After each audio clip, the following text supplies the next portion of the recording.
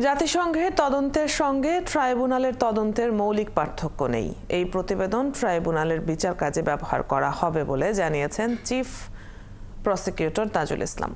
এ বিষয়ে আরো খবর নিয়ে আমাদের সাথে যোগ দিচ্ছেন সহকর্মী নিবিড় সাহা। নিবিড়, চিফ প্রসিকিউটর আর কি বলেছেন? এর আগে বিএনপি অভিযোগ জানিয়েছিল, সে বিষয়ে কি তথ্য আছে আপনার কাছে?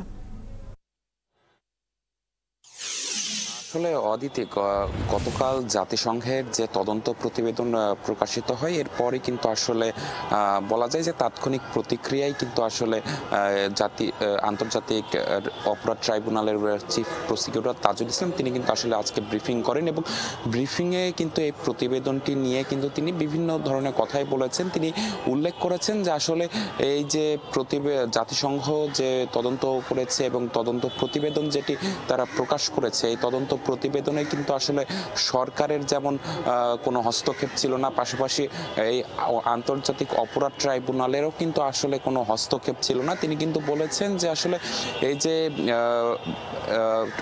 জাতিসংঘের যে তদন্ত প্রতিবেদন সেটির সঙ্গে কিন্তু আসলে যে এই গণহত্যা এবং জুলাই আগস্টের যে গণ অভ্যুত্থানের যে মামলাগুলি আছে এবং গণহত্যার যে অভিযোগ সেই তদন্তেও কিন্তু আসলে যে বিষয়টি প্রতিফলিত হয়েছে যে আসলে চিফ প্রসিকিউটর তাজুল ইসলাম তিনি কিন্তু বলেছেন যে আসলে জাতিসংঘ এবং আন্তর্জাতিক অপরাধ ট্রাইব্যুনালের তদন্তের মধ্যে কিন্তু আসলে মৌলিক কোনো পার্থক্য নেই।